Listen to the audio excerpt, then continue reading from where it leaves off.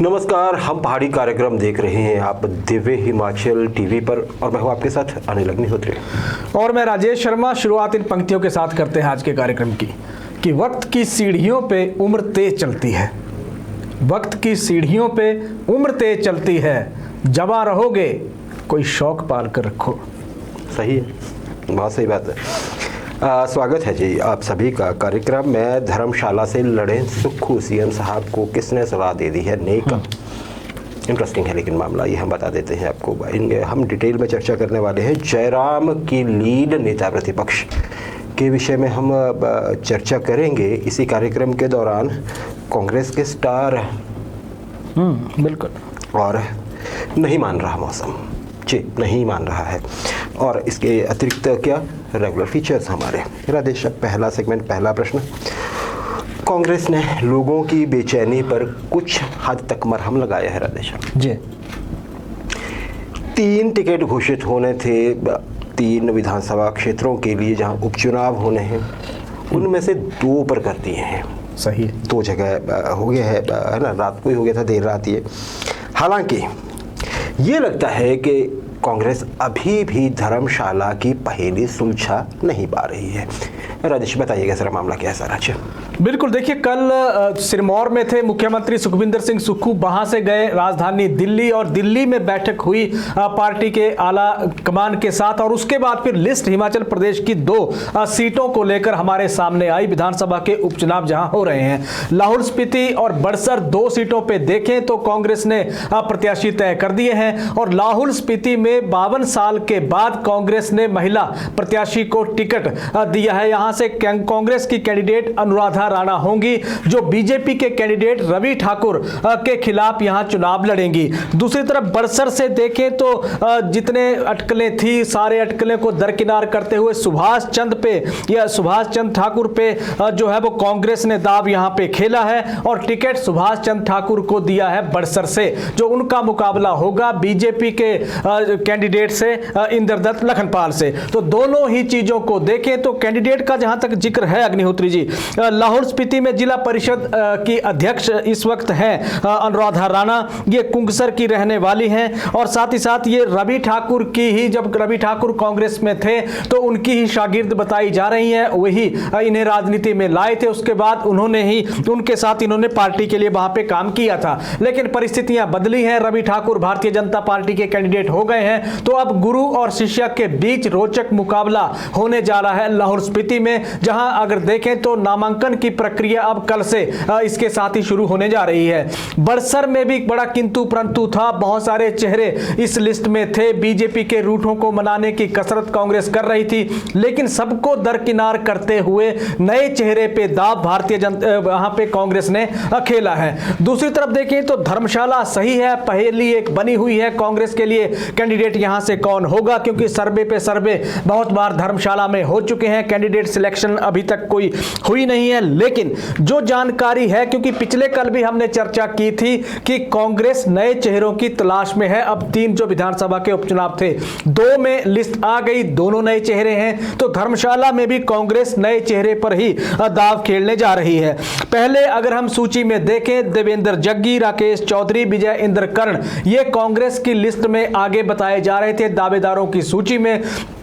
लेकिन उसके बाद फिर आप देखिए कि राकेश चौधरी की अभी बीजेपी में कांग्रेस में एंट्री हुई नहीं है, लेकिन मुख्यमंत्री से मुलाकात वो कर चुके हैं। विपिन नहरिया जो पिछली बार आजाद लड़े थे, बीजेपी के ही प्रत्याशी, वो भी मुख्यमंत्री सुखविंदर सिंह सुक्खू से मुलाकात कर चुके हैं कांग्रेस के टिकट को लेकर। तो बहुत सारी चीजें थी। ये इन तीनों ही या चारों ही चेहरों को की जगह अब कांग्रेस यहां से नए चेहरे की तलाश में है और 2 लोग यहां पे इस अब संभावित सूची में हैं, जिनमें चंद्रेश कुमारी की बहू शैलजा कटोच और डॉक्टर कंदौरिया 2 नाम हैं, जहां से कांग्रेस ने मुहर अभी इस पे लगानी है। तो संभवतः ये माना जा रहा है कि आज रात तक ये 2 नाम, दोनों में से एक का नाम धर्मशाला सीट से कांग्रेस तय कर लेगी। तो नए चेहरों को जो मौका कांग्रेस इन उपचुनावों में दे रही है अग्निहोत्री जी। बिल्कुल राजेश, नॉमिनेशन की डेट भी नजदीक आती जा रही है और समय ज्यादा है नहीं। अब तो धर्मशाला का इंतजार है। आपने बताया अनुराधा राणा को लाहौल स्पीति से उतारा गया है, जिला परिषद अध्यक्ष हैं, ये काफ़ी मुखर नेत्री मानी जाती हैं। अब देखते हैं कि रवि ठाकुर के सामने ये कितना चुनौती पेश कर पाते हैं, क्या रिजल्ट ला पाएंगी। दूसरा बात की आपने बड़सर से सुभाष डटवालिया के नाम से जाने जाते हैं जी। बड़सर क्षेत्र में कलवाल पंचायत है, चकमो के साथ है, ये डटवाल एरिया में ही उसके प्रधान रह चुके हैं। बिजड़ी वार्ड है, काफ़ी बड़ा वार्ड है ये जिला परिषद का, वहाँ से पार्षद रहे हैं। राजनीति में काफ़ी सक्रिय शांत स्वभाव के नेता माने जाते हैं। कांग्रेस ने इस बार राजपूत कैंडिडेट उतारा है ये बड़सर कंस्टिट्यूएंसी से। अमूमन यहाँ पे दोनों तरफ से ब्राह्मण ही उम्मीदवार होते हैं, क्योंकि माना जाता है कि उनकी संख्या ज़्यादा है। अब इसमें क्या कैलकुलेशन हुई है, कैसे हुई है, वो पता चलेगा, क्योंकि उनके सामने हैवी वेट हैं अपने लखनपाल जी, 3 बार के विधायक हैं, चौथी बार वो फिर से उतरे हैं उपचुनाव के जरिए जाहिर है। तो जी भी इंटरेस्टिंग होने वाला है बड़सर का मुकाबला। राजेश, बात धर्मशाला की कह रहे थे आप जी। उपचुनाव की जंग रोचक हो गई है। पहले भी पॉइंट आउट किया हमने कि पहेली सुलझ नहीं पा रही है, आपने बताया शाम तक हो जाए, लेकिन इस बीच मौका मिला है सुधीर शर्मा साहब को, पूर्व मुख्यमंत्री और वर्तमान में अभी वो उम्मीदवार हैं भारतीय जनता पार्टी की ओर से धर्मशाला से। उन्होंने वो चुटकियाँ लेते रहते हैं बीच में, आज भी उन्होंने चुटकी ली है और कुछ ऐसा कहा है कि उसकी चर्चा भी हो रही है।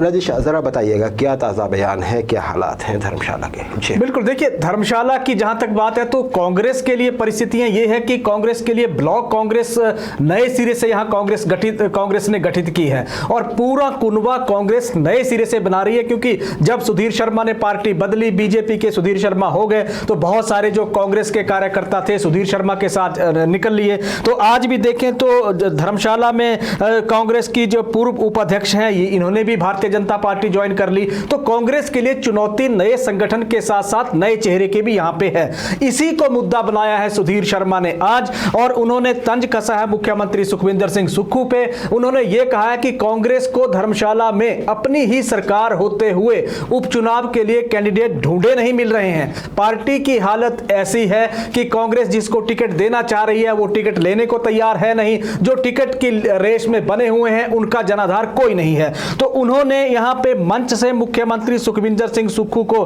चुनौती दी है कि कैंडिडेट कांग्रेस के पास है नहीं, ऐसे में मुख्यमंत्री सुखविंदर सिंह सुक्खू धर्मशाला से खुद चुनाव लड़ लें, और चुनाव लड़ने के साथ ही साथ मुख्यमंत्री को पता चल जाएगा कि धर्मशाला में कांग्रेस की वास्तविक स्थिति है क्या, जमीन पर किस तरह से काम हुए, कितने काम हुए, कैसा धरातल पे 15 महीने के भीतर कांग्रेस ने विकास करवाया। इसकी पूरी जो रिपोर्ट है चुनावों में मुख्यमंत्री सुखविंदर सिंह सुक्खू को खुद मिल जाएगी। तो इसके साथ ही साथ उन्होंने यह भी कहा कि कांग्रेस धर्मशाला की रणनीति में, इसमें राजनीति में कहीं है नहीं फिलहाल। अभी जो उपचुनाव जो हो रहे हैं उसमें अगर मुख्यमंत्री लड़ते हैं तो कम से कम यहां पे मुकाबला रोचक होगा बीजेपी और कांग्रेस के बीच में। तो ये एक तरह से चुनौती दी है सुधीर शर्मा ने आज मुख्यमंत्री सुखविंदर सिंह सुक्खू को।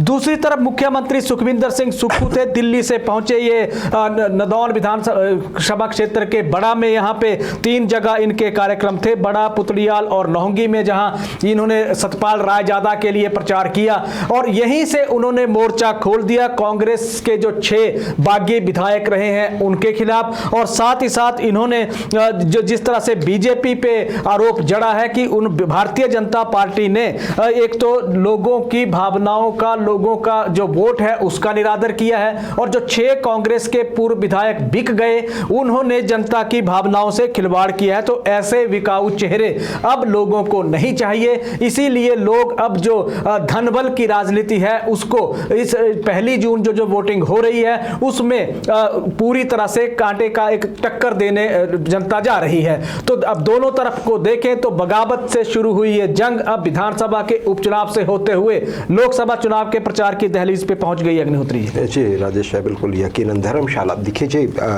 जब ये 6 विधायकों वाला संकट शुरू हुआ था कांग्रेस के लिए तो उसके बाद आरोप लगाए गए थे सरकार की ओर से भी, नेताओं की ओर से भी, कि उसे लीड 2 ही बड़े चेहरे कर रहे थे, जिसमें एक अपने सुधीर शर्मा जी थे और दूसरे राजेंद्र राणा जी।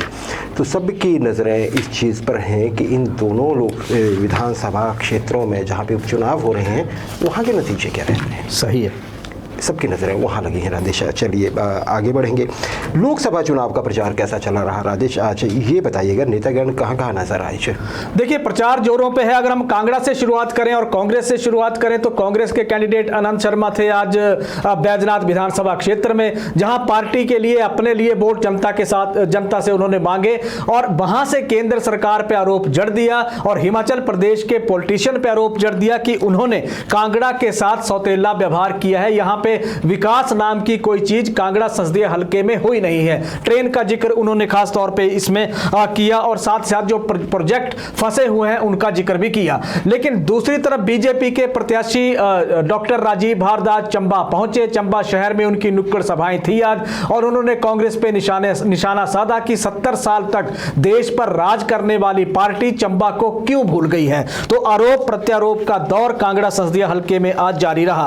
अनुराग ठाकुर ऊना में थे आज और ऊना में उन्होंने कांग्रेस पर हमला बोला। जिस तरह से उन्होंने राष्ट्रीय मुद्दों का आरोप जड़ा, कांग्रेस पर आरोप जड़ा कि आपदा में भी कांग्रेस ने हिमाचल प्रदेश में जो उन्होंने कहा कि मुख्यमंत्री बार बार आपदा का जिक्र करते हैं, तो आपदा में जो केंद्र ने मदद भेजी थी वो मदद बांटने में भी सुखविंदर सिंह सुक्खू की सरकार ने भेदभाव किया है, जिस और हिमाचल प्रदेश की जनता को लाभ उसका मिला नहीं है। दूसरी तरफ मुख्यमंत्री ने अनुराग ठाकुर पर निशाना साधा और अनुराग ठाकुर पर निशाना साधने के साथ ही साथ 3 मसले उन्होंने या 3 सवाल अनुराग ठाकुर से खड़े कर दिए। उन्होंने ये कहा कि हमीरपुर के लिए अनुराग ठाकुर ने किया क्या? कर्मचारियों के 9,000 करोड़ केंद्र सरकार के पास एनपीएस का पैसा फंसा है, अनुराग ने जरा भी मदद हिमाचल सरकार की नहीं की, वो हिमाचल को ही पैसा वो मिल जाता।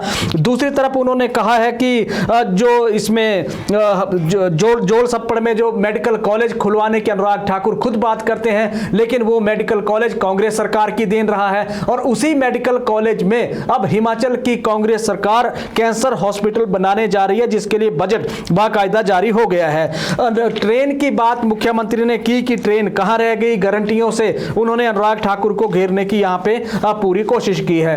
मंडी के रण की तरफ चलें तो कंगना रनौत और जयराम ठाकुर नेता प्रतिपक्ष थे आज सराज विधानसभा क्षेत्र में, जहां से कंगना रनौत ने विक्रमादित्य सिंह को घेरने की कोशिश की है और साथ ही साथ अगर देखें तो उन्होंने थुनाग में जो रोड शो किया, उस रोड शो के जरिए कंगना ने अपने लिए वोट मांगे और साथ ही साथ उन्होंने जो डेंट वाला बयान एक दिया था विक्रमादित्य सिंह ने, उस पे उनको घेरने की कोशिश की है। इसी रोड शो के दौरान जयराम ठाकुर ने निशाना साधा विक्रमादित्य सिंह पे और याद वीरभद्र सिंह को कर दिया उन्होंने, और जिसमें यह कहा कि वीरभद्र सिंह अगर जिंदा होते तो फिर रक्षक को भक्षक कहने वाले बयान पर विक्रमादित्य सिंह को माफी मांगने को बोलते। लेकिन एक और बड़ा दावा इसी रोड शो के दौरान जयराम ठाकुर ने किया। उन्होंने यह कहा कि 2022 का विधानसभा का चुनाव जब हुआ था तो सराज जिसकी जनता ने 37,000 की लीड जयराम ठाकुर को दी थी और 37,000 से ज्यादा मतों से वो जीते थे। इस बार के लोकसभा के चुनावों में इस लीड का अंतर बहुत ज्यादा होगा, 37,000 से कहीं ज्यादा मतों से भारतीय जनता पार्टी की कैंडिडेट को लीड मिलेगी। दूसरी तरफ देखें तो कांग्रेस के कैंडिडेट मंडी संसदीय इसमें हमीरपुर संसदीय सीट के सतपाल रायजादा आज बिलासपुर में 7 कार्यक्रम इनके तय हो रखे थे। कई रोड सभा नुक्कड़ सभाएं इन्होंने की और अपना विजन लोगों के सामने इन्होंने स्पष्ट किया। शिमला की बात करें तो शिमला संसदीय सीट से दोनों ही बीजेपी और कांग्रेस के जो प्रत्याशी हैं ये डोर टू डोर कैंपेन में जुटे हुए हैं। तो जो इसमें लोकसभा के चुनावों में देखें तो माहौल पूरी तरह से गर्म है। अग्निहोत्री जी जी बिल्कुल। और ये सारे जो है ये केंद्र में सरकार बनाने के लिए 4 सीटें हिमाचल का योगदान होगा, किस ओर ये जाती हैं, कैसे जाती हैं, ये बड़ा इंटरेस्टिंग होने वाला है, क्योंकि लोकसभा की जंग भी हिमाचल प्रदेश में इस मर्तबा कम रोचक नहीं है। हालांकि ये अलग बात है कि विधानसभा के जो चुनाव है उन्होंने माहौल कुछ दो तरफा जैसा कर रखा है इंटरेस्ट को लेकर। प्रदेश बाकी प्रदेश से कुछ खबरें हैं आपके पास नेताओं को लेकर, तो जल्दी आप बता सकते हैं, नहीं तो फिर हम आगे मूव करेंगे।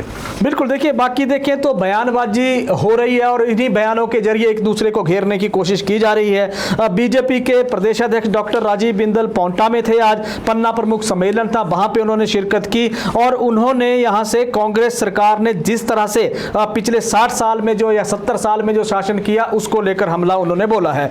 इन्हीं को जवाब दिया है हिमाचल प्रदेश के शिक्षा शिक्षा मंत्री, उन्होंने ये कहा है कि बीजेपी ने जो लूट सूट मचा रखी थी 5 साल जब हिमाचल प्रदेश में सरकार जयराम ठाकुर की रही, उस पे आते ही कांग्रेस ने शिकंजा कसा और हाल ये हो गया कि मुख्यमंत्री सुखविंदर सिंह सुक्खू ने भ्रष्टाचार के दरवाजे जब पूरी तरह से बंद कर दिए तो फिर भारतीय जनता पार्टी विधायकों की खरीद फरोख्त पर उतर आई।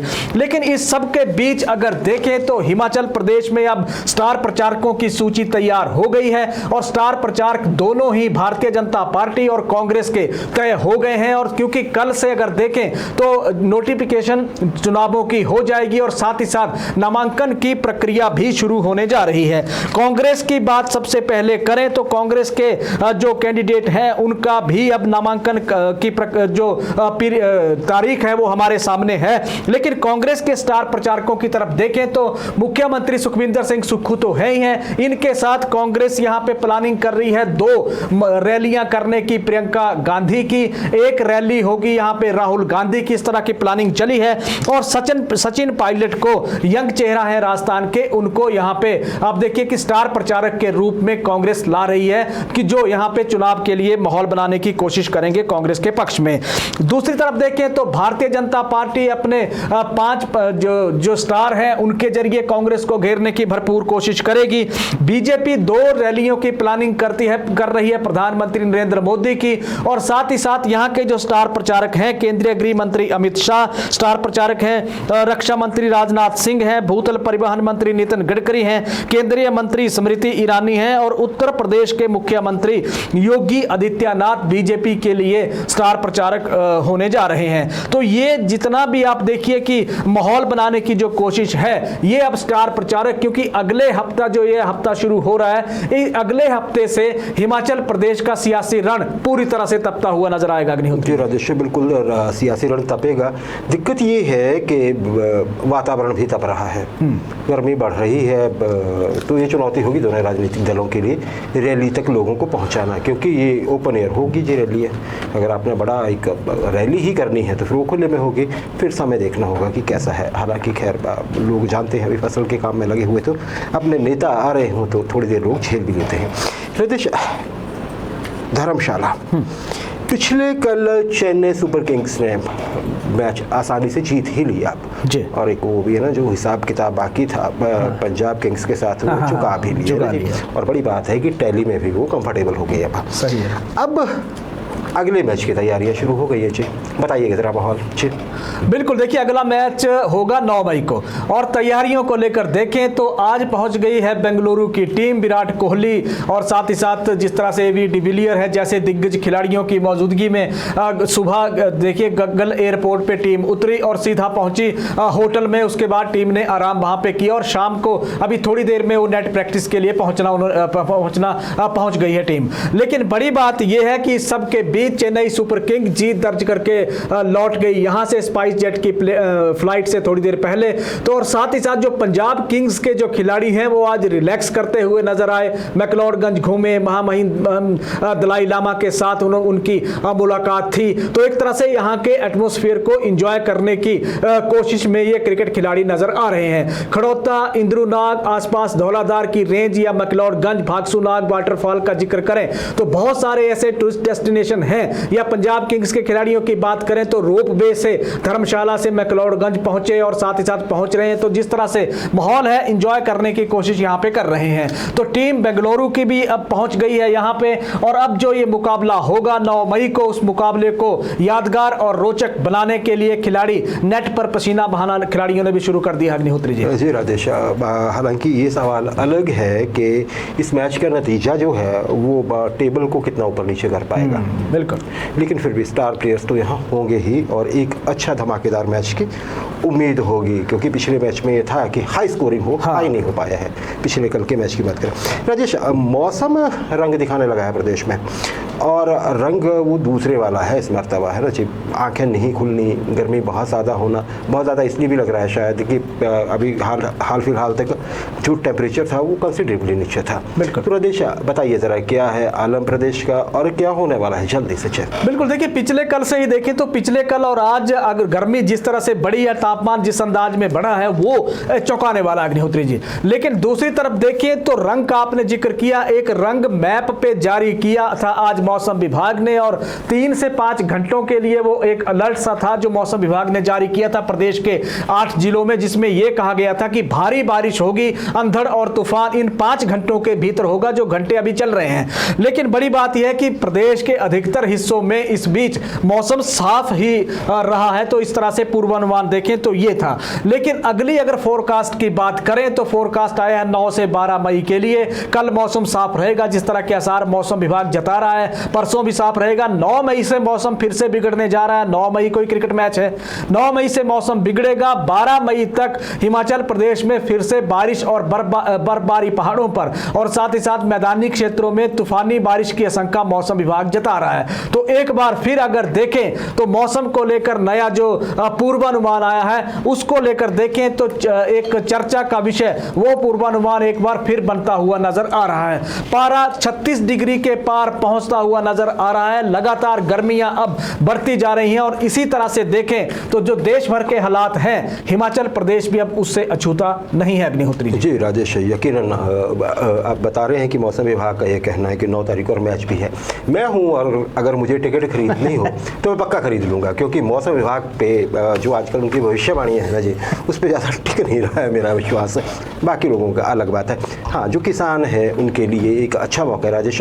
2 दिन कम से कम ऐसे हैं, कल का भी और परसों का भी, कि आप अपनी फसल समेट सकते हैं। चलिए जी, आज 6 मई है जी 2024। आज के इतिहास पर नज़र डालेंगे। 1957 भारत के पहले राष्ट्रपति डॉक्टर राजेंद्र प्रसाद जी